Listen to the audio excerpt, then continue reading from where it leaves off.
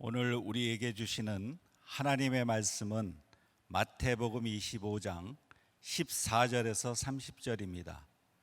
마태복음 25장 14절에서 30절입니다. 본문의 말씀 중 14절에서 15절, 24절에서 29절을 봉독합니다.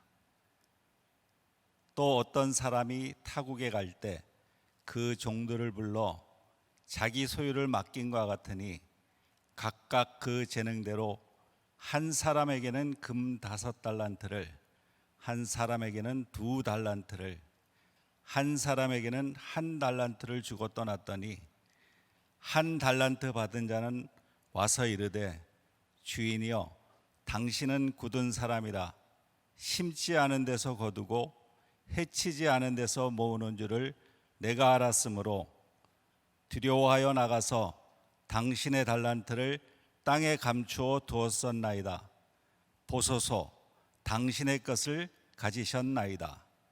그 주인이 대답하여 이르되 악하고 게으른 종아, 나는 심지 않은 데서 거두고 해치지 않은 데서 모으는 줄을 내가 알았느냐? 그러면 내가 마땅히 내 돈을 취리하는 자들에게나 맡겼다가 내가 돌아와서 내 원금과 이자를 받게 하였을 것이니라 하고 그에게서 그 1달란트를 빼앗아 10달란트를 가진 자에게 주라. 무릇 있는 자는 받아 풍족하게 되고 없는 자는 그 있는 것까지 빼앗기리라. 이는 살아계신 하나님의 말씀입니다. 아멘.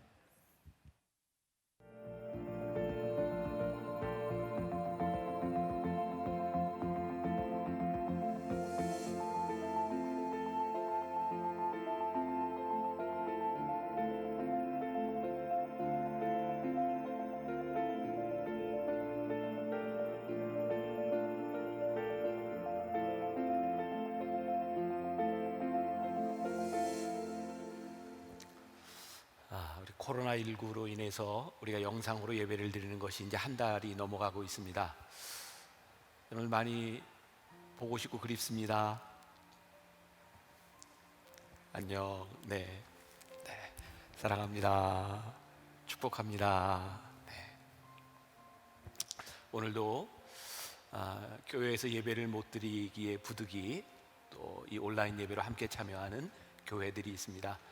제가 여러분들의 담임 목사님을 대신해서 인사하는데 여러분들 목사님이 못하는 그 인사, 마음이 얼마나 아프겠습니까? 제가 대신 인사합니다. 꿈의 교회, 하늘바람교회, 낙산방주교회, 오해교회, 한빛교회, 예손교회, 두드림교회, 로뎀나무교회, 창대교회, 양화교회, 제작교회, 빛과 소금교회, 착한 이웃교회, 법한교회, 오빌교회, 넘치는 교회, 장호원 중앙교회, 풍정교회, 은평은혜교회, 세길교회, 주는사랑교회, 주음성교회, 또 힘의지 만나교회, 대련 꿈이 있는 교회, 그리고 함께 지금 온라인으로 예배드리는 모든 분들 다시 한번 주님의 이름으로 사랑하고 축복합니다. 우리가 경험해보지 못한 이런 시간들을 지나가면서 많은 환경에 변화들이 오고 있죠. 우리가 이제 온라인으로 예배를 드리는데 정말 다행히 유튜브라고 하는 그런 매체를 통해서 우리가 실시간으로 예배드릴 수 있는 그런 길을 하나님이 잘 열어주신 것 같아요. 그런데 저는 여러분들이 당연히 이렇게 알고 있으리라고 생각을 했는데 유튜브로 여러분들이 예배를 드리시면서 여러분들 화면에 보면, 유튜브 화면에 지금 나올 거예요.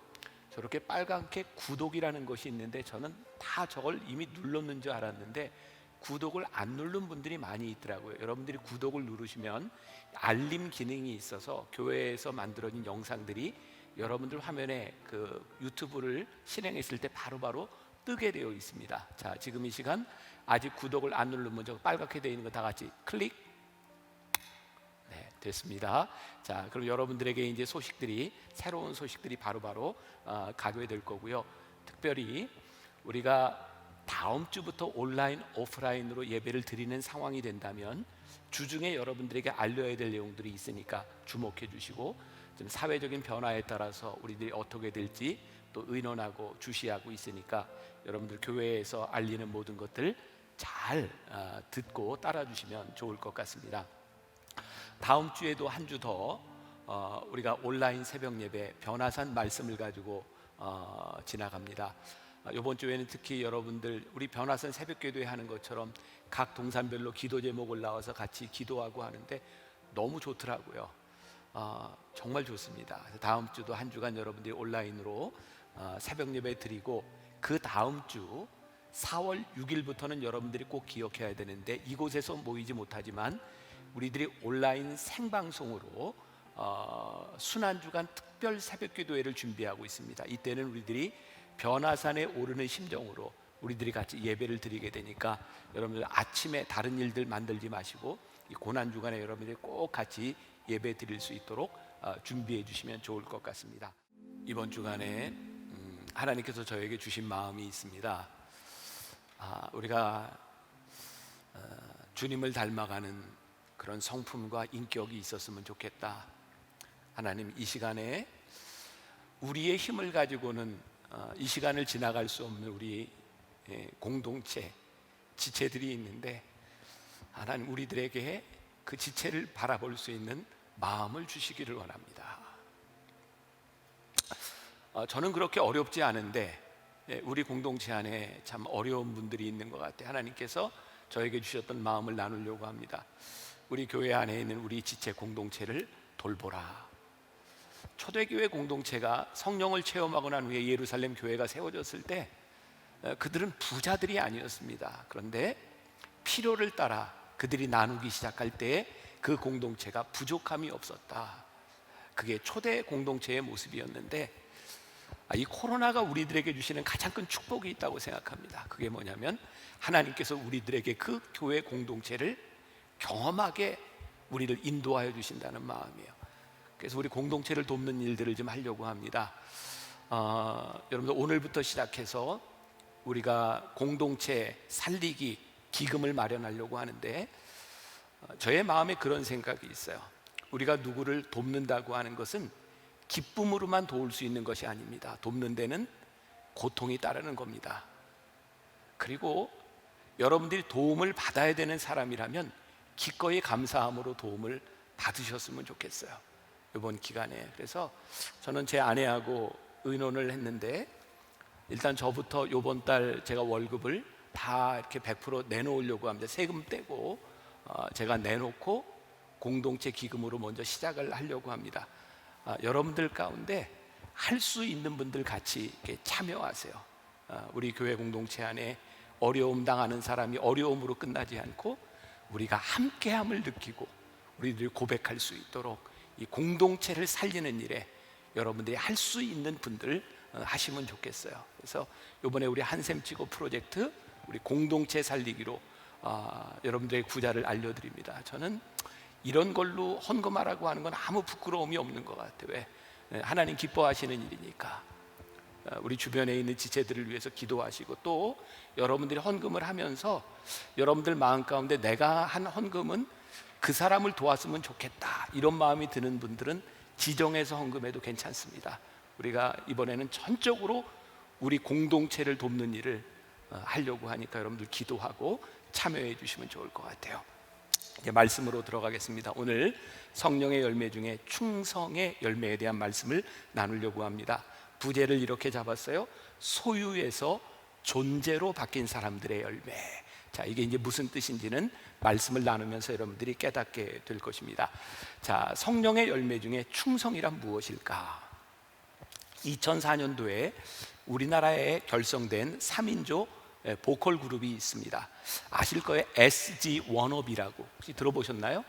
네, SG 워너비가 무슨 뜻인지 아세요? 저도 설교를 준비하다 알게 되었는데, 이 SG 워너비라고 하는 그룹이 아주 전설적인 포크 그룹이죠. 사이먼 앤 가펑크를 너무너무 좋아해서 SG를 따서 SG 워너비라고 했답니다. 다 아셨나 보네. 네. 이런 생각이 들어요. 우리들이 무언가를 열망하면 그 열망하는 것에 우리들의 삶이 충성스럽게 변하고 그 충성도가 생긴다는 거죠. 가만히 생각해 보세요. 우리들의 삶은 우리들이 열망하는 것에 우리들은 충성스럽게 변해가는 것 같아요. 우리들은 종종 이런 질문 던지죠. 먹기 위해 사는가, 살기 위해 먹는가? 목회자인 저에게는 이런 질문도 가능할 것 같아요.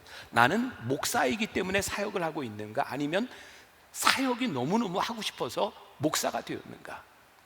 여러분들의 삶의 충성이라고 하는 것은 여러분들이 살고 있는 그 자리에서 우리는 그냥 살아가고 있는가, 하나님이 우리들에게 주신 이 충성스러운 일 때문에 나는 살아가야 될 이유가 있는가? 이건 우리들에게 굉장히 중요한 물음이라는 생각이 듭니다. 그런데 이 충성스러운 삶을 가로막는 것이 하나 있습니다. 그게 뭐냐면 교만이죠. 교만은 우리들이 여러 가지로 정의할 수 있겠지만, 베드로서에 보면 베드로전서 4장 10절에 이런 말씀이 있어요. 각 사람은 은사를 받은 대로 하나님의 여러 가지 은혜를 맡은 선한 관리인으로서 서로 봉사하십시오. 새번역 성경에 이렇게 되어 있어요. 여기에 굉장히 중요한 말이 받은 대로라는 말이에요. 은사를 받은 대로. 그러니까 은사는 주는 자의 몫이지 받는 자의 몫이 아닙니다. 은사는 주는 사람 마음이지 받는 사람이 원한다고 받는 것이 아닙니다. 그러니까 주인이 보기에 이 재능들은 각각 다를 수 있는데, 우리들이 이 은사와 재능을 내 것이라고 생각하고 내가 이것을 받아야 돼라고 생각한다면 그것은 월권이고 교만이라는 거예요. 자, 오늘 우리가 읽은 본문 말씀 마태복음 25장은 달란트의 비유로 어렸을 때부터 우리들이 수없이 들었던 말씀이기 때문에 제가 본문을 굳이 설명하지 않습니다. 자, 마태복음 25장 15절에 또 이런 말씀이 있죠. 각각 그 재능대로 한 사람에게는 금 5달란트를, 한 사람에게는 2달란트를, 한 사람에게는 1달란트를 주고 떠났더니 주인이 뭐대로? 각 사람의 그의 재능대로. 재능은 누가 평가해요? 주인이 평가합니다. 받는 사람이 평가한 것이 아닙니다. 충성을 방해하는 아주 중요한 요소 가운데 하나는 충성의 조건에 대하여 사명을 주신 분의 관점으로 보려고 하지 않고 충성의 크기를 자꾸 내가 생각한다는 거예요. 충성은 내가 받은 것에서 출발하는 것이지 내가 받고 싶은 것에서 출발하는 것은 아닙니다. 자, 이재기 목사님이라고 하는 분이 쓴 책이 있습니다. 하나님의 사역 레슨. 제가 이 책에 제가 추천서를 이렇게 썼던 책인데 굉장히 제가 재미있게 보았어요. 여기에 로마서 12장에 나오는 은사에 대한 이야기가 나오는데 한번 잘 들어보세요. 어떤 교회 소그룹에서 일어났던 일인데 은사에 따라 어떻게 다른가? 모임을 마치고 어떤 분이 디저트를 만들어 사람들을 대접하려고 하다가 마루에 떨어뜨렸어요. 디저트가 마루에 딱 떨어지는 순간 각 은사대로 사람이 반응을 보이는 거예요. 예언의 은사를 가진 사람이 그 떨어지는 걸 보면서 이렇게 얘기합니다. 거봐, 주의하지 않으면 내가 이런 불행한 일이 일어날 줄 알았어. 예언의 은사를 가진 사람, 긍휼의 은사를 가진 사람은 저런 얼마나 놀랬을까? 괜찮아요, 신경 쓰지 말아요, 누구나 그럴 수 있잖아요, 이렇게 말을 해요. 섬김의 은사가 있는 사람은 아유 그냥 놔두세요, 제가 치울게요, 이렇게 말을 해요. 가르침의 은사가 있는 사람은 이렇게 말합니다. 디저트가 떨어진 이유 가운데 하나는 이 디저트의 점성이 상대적으로 약한 이 디저트의 한쪽 면으로 쏠리면서 플레이트의 무게 중심이 급격히 넘어갔기 때문에 떨어진 겁니다, 이렇게 얘기를 해요. 권면의 은사가 있는 사람이 이렇게 말합니다. 다음에는 아예 음식과 디저트를 동시에 내오도록 하세요. 구제의 은사가 있는 사람이 이렇게 말합니다. 새 디저트를 제가 살게요. 다스림의 은사가 있는 사람은 이렇게 말합니다. 김 집사님이 걸레 가져오세요. 형제 이거 빨리 닦으세요. 그리고 자매는 다시 만드세요. 이렇게 이야기를 합니다. 제가 굉장히 흥미롭게 보았어요. 흥미롭죠? 똑같은 사물을 놓고 이것을 처리하는데 어떤 은사를 가지고 있느냐에 따라 다른 모습이 나오는 거죠. 근데 우리를 참 힘들게 하는 건 뭔지 아세요? 나와 다르면 견디기가 참 힘들다는 겁니다. 은사, 충성, 우리들이 살면서 하나님 앞에 하는 일들은 나와 틀리기 때문에 문제가 되는 것이 아니라 나와 다른 것을 인정하면서 우리들이 충성스럽게 살아갈 수 있는 거예요. 그러니까 우리들에게 중요한 것은 뭐냐면 나에게 있는 은사는 무엇인가, 저 사람에게 있는 은사는 무엇인가, 하나님은 그것대로 충성스럽게 쓰신다고 하는 것을 우리들이 깨달아 알아야 되는 거죠. 우리가 잘 알고 있는 릭 워렌 목사님은 은사와 충성을 이렇게 표현했습니다. 심장 박동과 같은 것이다.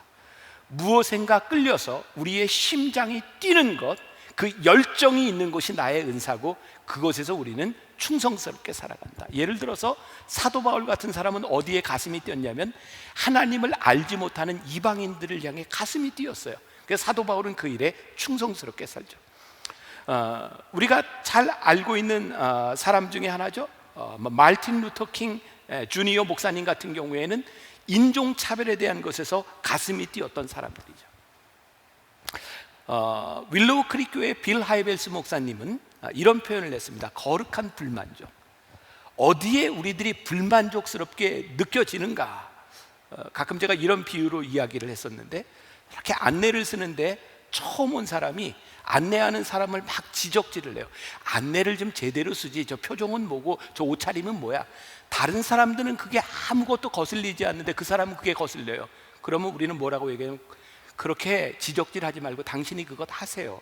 거기에 거룩한 불만족으로 인하여 거기에 충성스러운 삶을 살아가도록 하세요 라고 말할 수 있는 거죠. 미국의 로스포인트 교회 앤디 스탠디 목사님은 목회를 하면서 비그리스도인들에게 둔감한 그리스도인들을 보면 왕짜증이 났대요.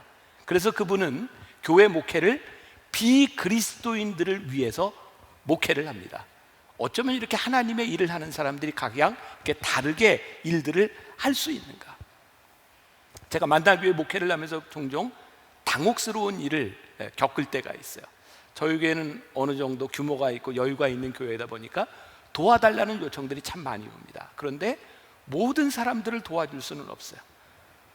근데 어떤 분은 도와줄 수도 있고 어떤 분은 도움을 주지 못했을 때 도움을 받지 못한 분이 정말 제 마음을 상하게 하는 편지를 보낼 때가 있어요. 교회가 이런 일에도 도움을 주지 아니하고 그게 교회라고 할 수 있습니까? 이건 제가 굉장히 순하게 표현한 거고요. 정말 제 마음을 상하게 할 정도로 무섭게 비난하는 사람들이 있습니다. 왜 저분의 눈에는 교회가 이런 사명을 감당하는 것은 보이지 않고 이 사명을 감당하지 못하는 것 때문에 마음이 상하는가? 종종 교회에서 상처를 받고 떠나는 사람들을 보게 됩니다. 그런데 떠나는 사람들의 많은 경우는 신앙의 본질적인 문제보다는 나와 생각이 다른 것을 견디지 못하고 떠나가는 사람들이 참 많은 것 같습니다. 우리가 충성스러운 삶을 살아간다 하는 데 있어도 정말 중요한 것이 있는데, 충성스러운 공동체를 만들어가는데 참 중요한 것이 있는데, 나와 다른 그 사람들과 함께 우리들이 어떻게 충성스러운 공동체를 만들어 가느냐라고 하는 것이고, 또 충성이 하나님께서 우리들에게 주신 열정과 거룩한 불만족으로 우리들이 무언가를 하는 것이라면, 문제는 이 일들을 우리들이 무엇을 위하여 쓰느냐에 대한 부분이죠. 자, 적어도 오늘 예배를 드리는 우리들, 하나님께서 나를 불러주셨어. 하나님 나를 부르셔서 나를 하나님의 사역자로 삼아주셨어. 그런데 우리를 부르신 그 부르심이 무엇을 향해 쓰여지고 있는가, 이것을 점검할 필요가 있는 거죠. 자, 여러분들의 삶을 점검해 보세요. 나는 어떤 일에 가장 열정적이고 어떤 일에 내 은사가 있다고 생각하고 살아가는가? 오래전에 읽은 책입니다. 손현보 목사님이 쓴 목사님 전도가 너무 쉬워요, 이런 책입니다. 이 얘기 들으면 또 막 마음 상하는 사람들 많이 있죠. 전도가 쉬운 사람도 있고 전도가 어려운 사람도 있어요. 이 목사님 책에 이 목사님이 처음 어떤 교회에 이렇게 목회지로 부임을 하게 되었을 때 성도가 한 30명 정도 되는 어촌에 있는 교회였답니다. 그 교회에 처음 남선교회 원례회를 참석하게 되었는데, 그 원례회에서 총무가 나와서 보고를 하는데 이런 보고를 하더래요.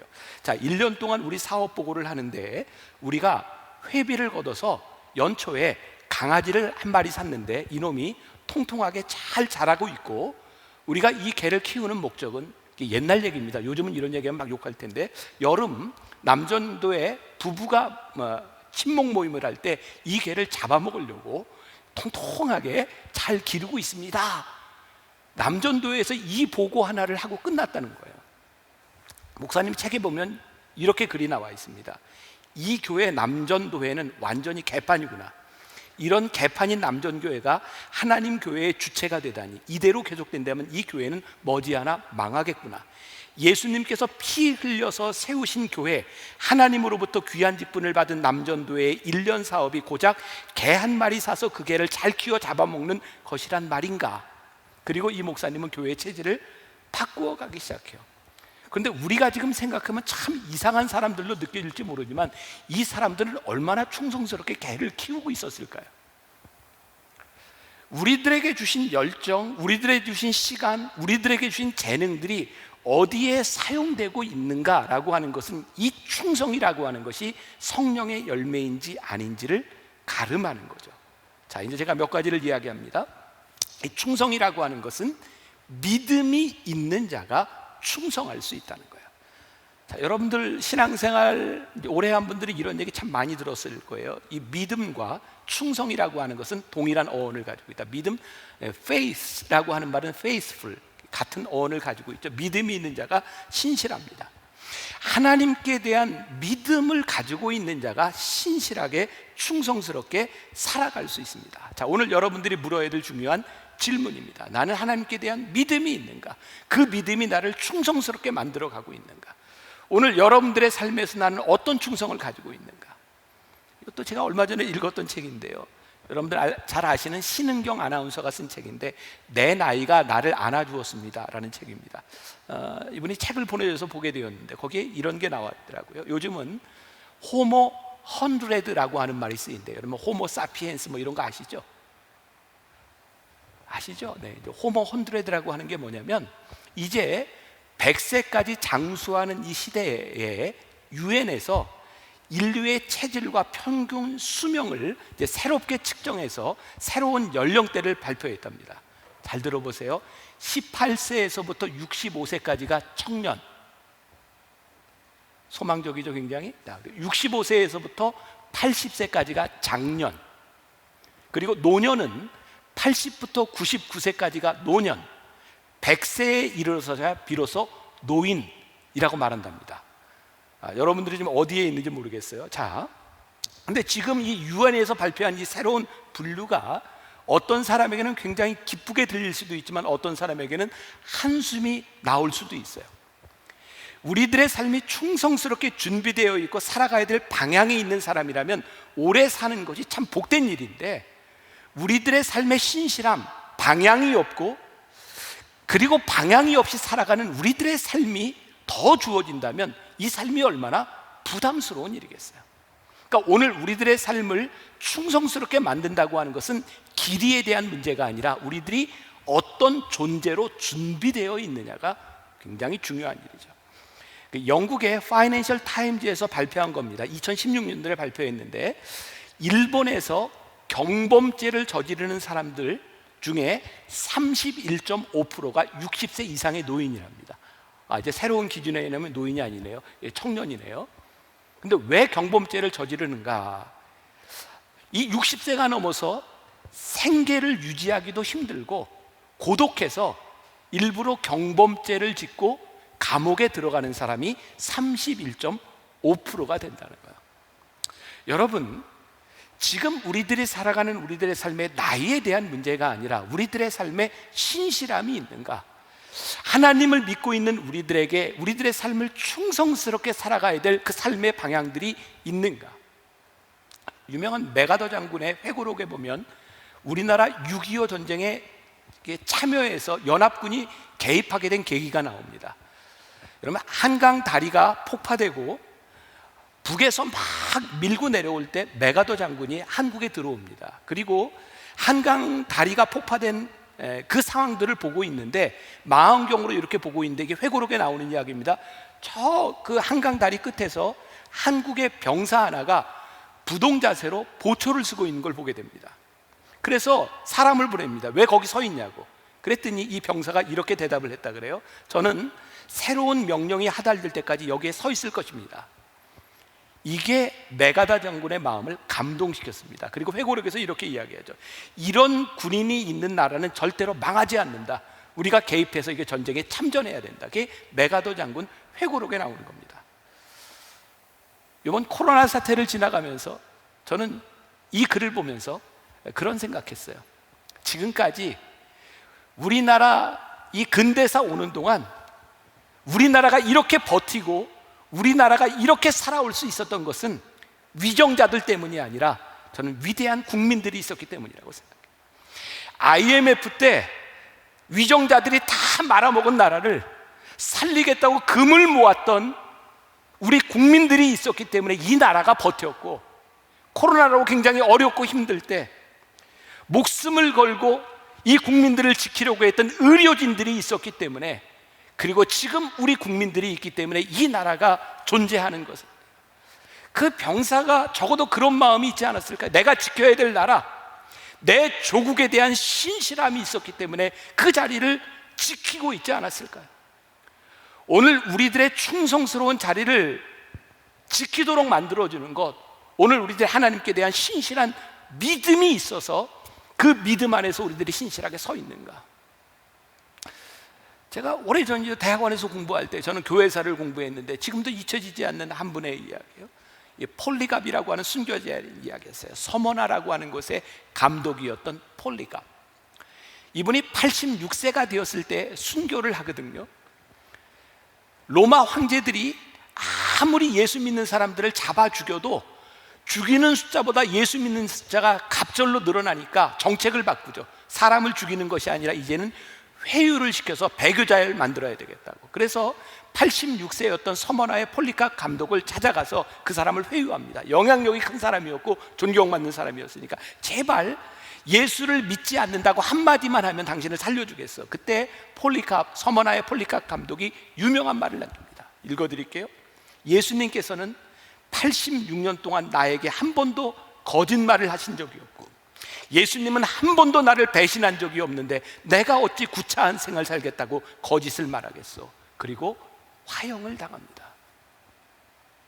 나를 한 번도 배신하지 않으신, 지금까지 나를 붙잡아 주셨던 하나님께 대한 그 믿음 때문에 서머나의 폴리갑은 신실한 충성스러운 종이 되어 믿음의 자리를 지킵니다. 저는 우리가 지금 예배드리는, 우리가 지금 예배를 드리지 못하는 이 건물의 교회, 이 건물에 대한 문제가 아니라 우리들에게 주신 하나님의 큰 선물인 우리의 몸된 교회는 적어도 하나님 앞에 충성스럽게 살아가며 순교자의 피를 흘렸던 우리 믿음의 선배들에 의해서 세워진 그런 교회입니다. 그 교회에 있는 우리는 어떤 충성스러운 삶을 살아가고 있는가. 근데 이 충성의 굉장히 중요한 단어 가운데 하나가 청지기 의식이죠. 청지기 의식. 오늘 여러분들이 다 알고 있는 이야기 하는 겁니다. 자, 오늘 마태복음 25장 14절에 보면 이런 말씀이 있어요. 또 어떤 사람이 타국에 갈새 그 종들을 불러 자기 소유를 맡김과 같으니. 마지막 종말의 때에 우리를 심판하시는 일이 있는데, 이 사람이 얼마나 충성스러운가를 심판하고 있는데, 여기에서 뭘 심판하냐면 소유를 맡김에 대하여 심판하신다는 거예요.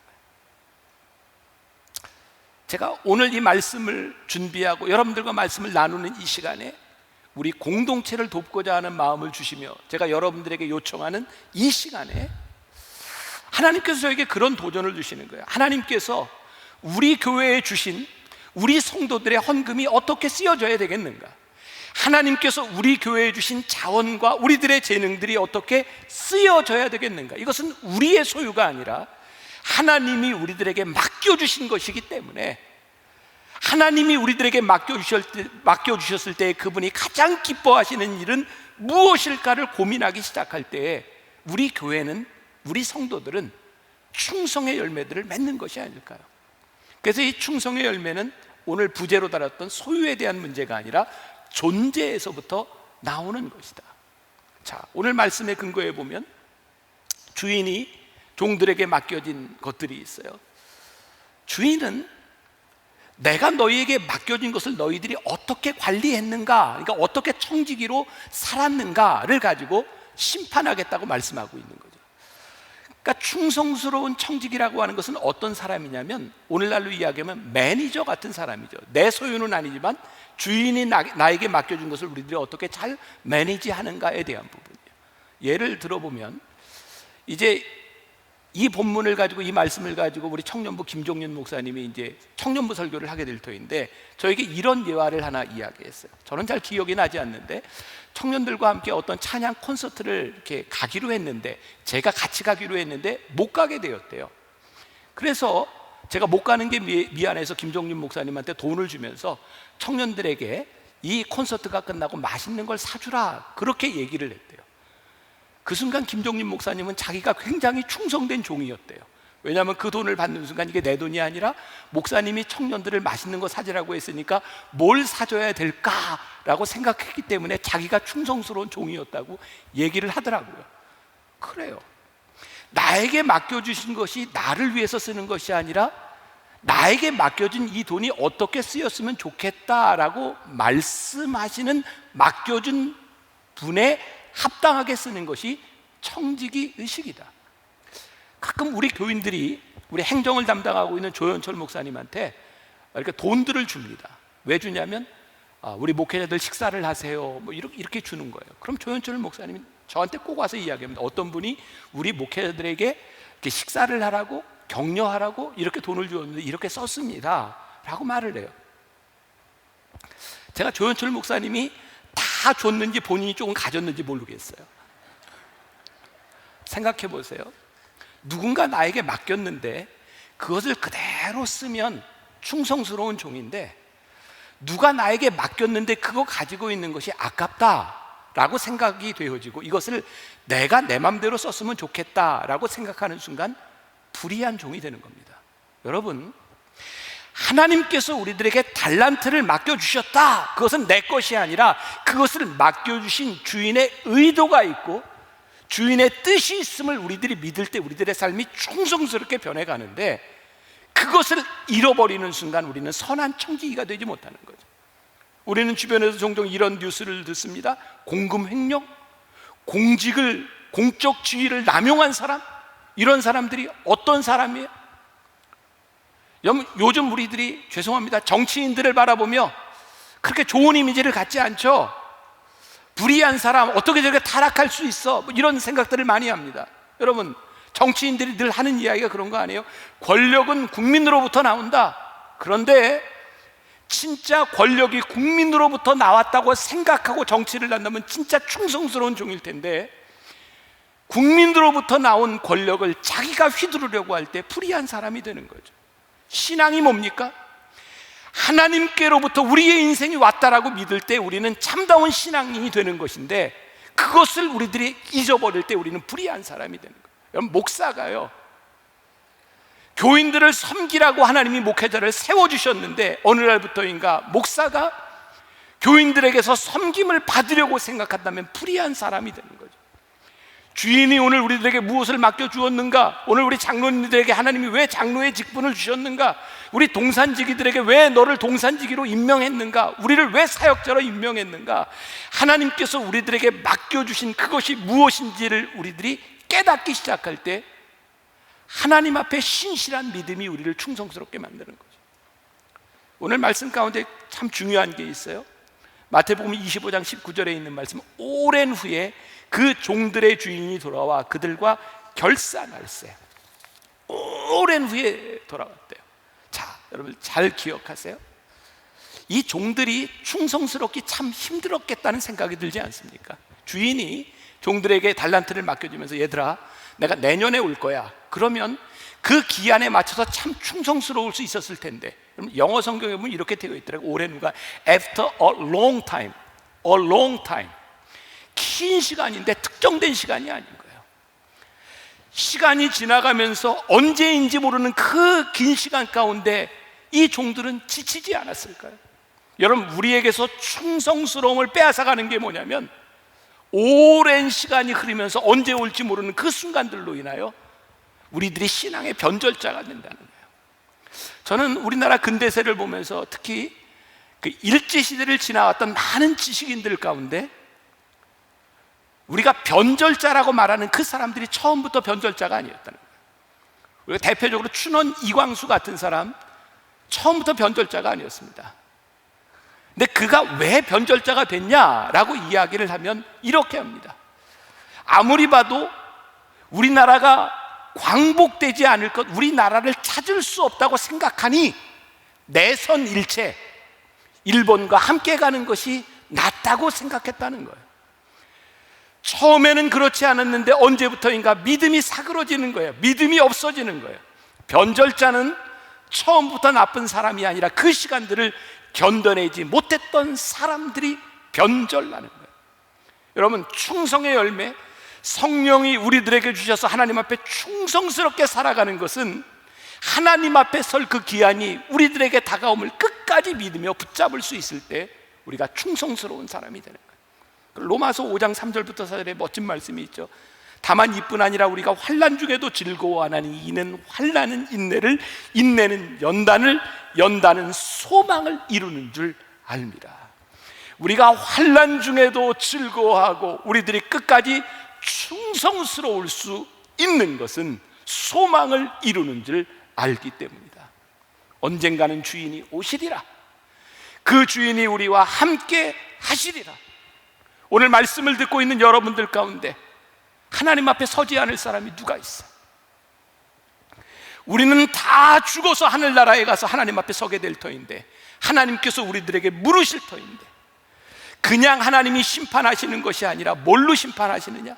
내가 너에게 맡겨준 것을 근거로 너를 심판하겠다고 말씀하십니다. 여러분, 초대교회 성도들이 신앙을 유지할 수 있었던 가장 중요한 이유 가운데 하나는요, 그들이 신앙에 긴장감이 있었던 거예요. 아시죠? 초대교회 사람들이 만나면 인사할 때 뭐라고 인사했어요? 마라나타. 손 들고 인사해 볼까요? 마라나타. 마라나타, 이게 무슨 뜻이에요? 주님 어서 오시옵소서. 그들이 하나님 앞에 신앙을 지키고 신실할 수 있었던 이유 가운데 하나가 마라나타였어요. 주님 어서 오시옵소서. 우리들의 삶이 언제 끝날지 모르는데 하나님, 우리들이 한결같이 하나님 앞에 우리들이 지키려고 하는 것이 있습니다. 주님 어서 오시옵소서. 주님 앞에 제가 서겠습니다. 이것이 우리를 충성스럽게 만듭니다. 우리의 신앙의 가장 큰 무서움이 매너리즘 아닐까요? 매너리즘. 저는 요즘 라이브 톡으로 우리 교인들과 함께 카톡방에서 이렇게 대화를 하면서 계속 그런 얘기 해요. 이 코로나로 인해서 우리가 예배를 드리지 못하고 각자 흩어져서 모이지 못하고 지나야 되는 이 시간이 하나님께서 우리들에게 주시는 너무나 놀라운 축복이다. 왜?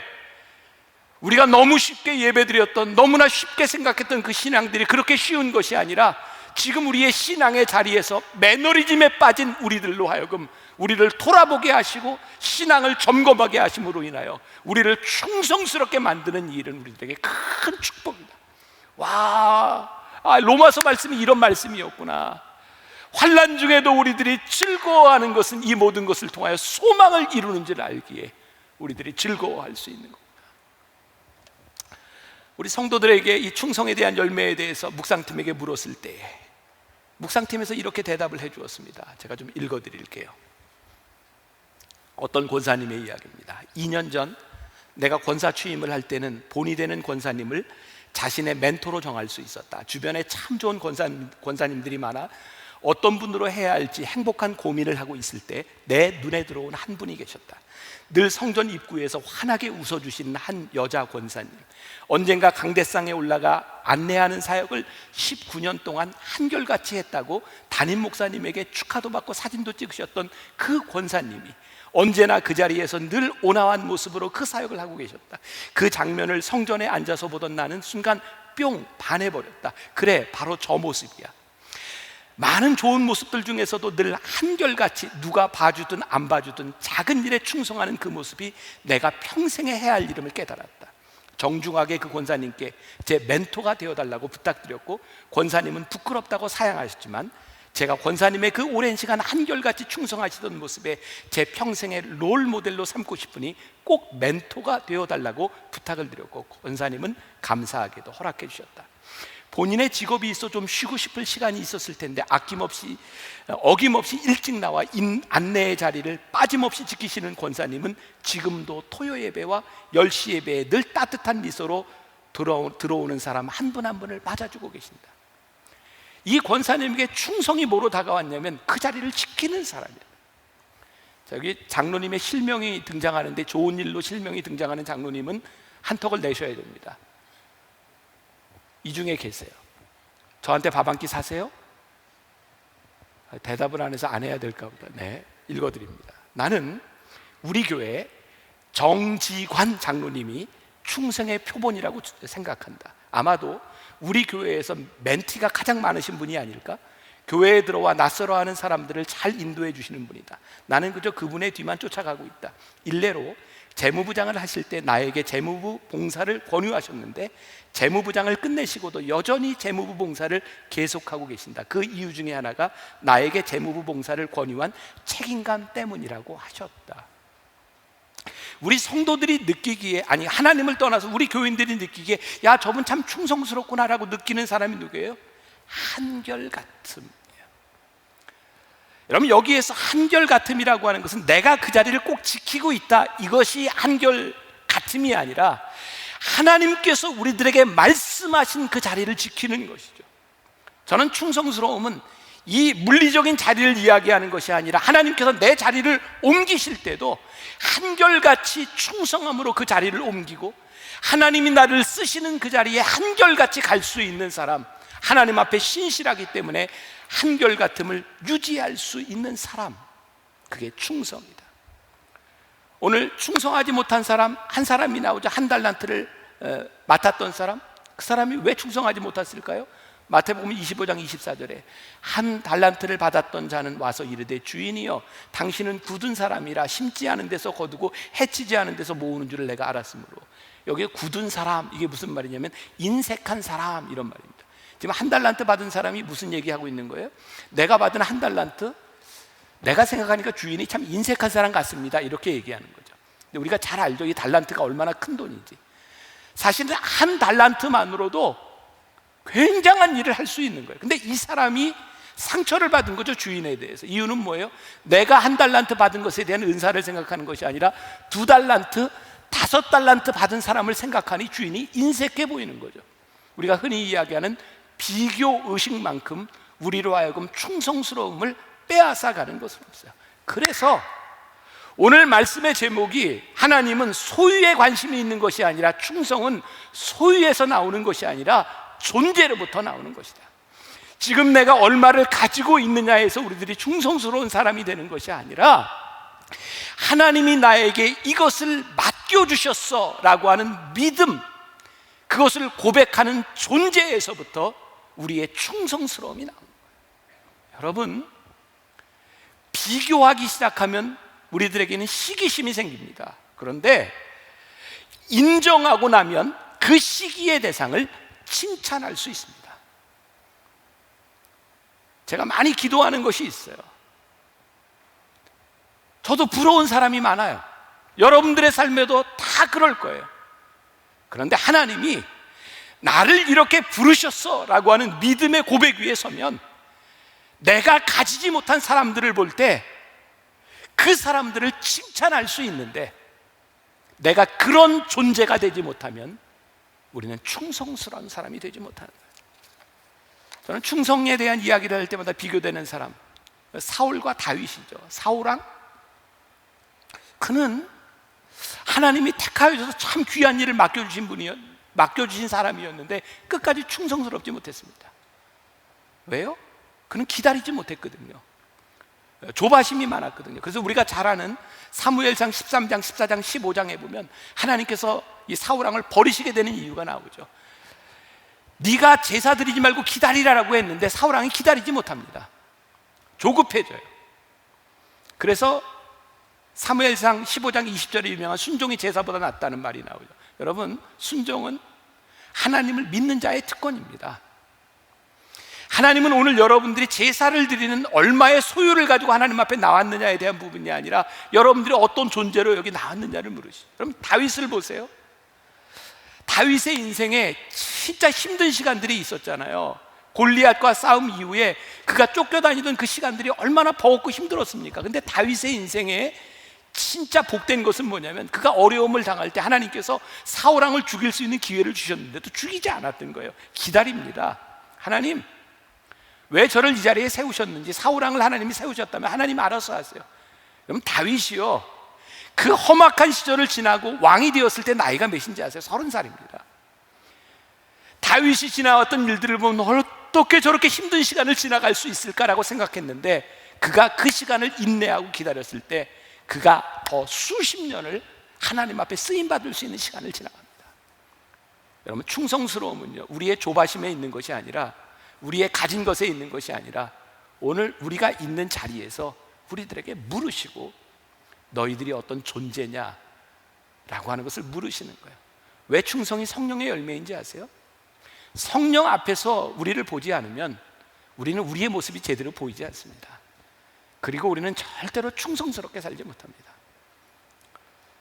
여러분들을 축복하고 여러분들을 권면하고, 여러분, 하나님 앞에 충성스러운 존재로 살아간다는 것, 그게 얼마나 복된 일인지, 그리고 여러분들이 잊지 말아야 될 것, 우리들이 하나님 앞에 서게 될 때에 하나님께서 우리들에게 물으시는 것은 우리들에게 맡겨주신 것을 가지고 심판하신다는 거예요. 우리가 부끄럽지 않게 끝까지 이 길을 살아가다가 하나님 앞에 복된 사람으로 그렇게 만날 수 있는 여러분들이 되시기를 주님의 이름으로 간절히 축원합니다.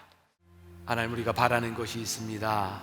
주님의 기쁨이 되기를, 하나님이 우리들에게 맡겨주신 것들이 있는데 신실한 종이 되기를 간절히 소원합니다. 우리가 언젠가는 하나님 앞에 서게 될 터인데, 하나님께서 우리를 심판하실 때인데, 우리가 얼마나 가졌느냐의 문제가 아니라 내가 너에게 맡겨준 것을 어떻게 사용했느냐고 우리들에게 물으실 터인데, 하나님, 행여 우리가 우리의 소유를 가지고 충성한다고 생각하지 않았는지, 우리가 하나님 앞에 어떤 존재로 서 있는지, 하나님이 우리를 부르신 그 자리에 서 있는지를 다시 한번 생각하며 충성의 열매를 맺는 주의 백성들이 되게 하여 주옵소서. 하나님, 우리가 공동체를 살리는 일을 하려고 합니다. 하나님, 우리들에게 맡겨주신 것, 하나님, 우리 교회에 주신 사명 살리는 일인데, 하나님 기뻐하시는 아름다운 일, 공동체가 살아나는 감격적인 일들을 우리들이 경험할 수 있도록 손길 하나하나를 축복하여 주옵소서. 지금은 우리 주 예수 그리스도의 은혜와 하나님 아버지의 무한하신 사랑과 성령의 인도하심이 충성의 열매를 맺으며 나가는 당신의 사랑하는 모든 백성들 위해 지금부터 영원까지 함께 하시기를 간절히 축원하옵나이다.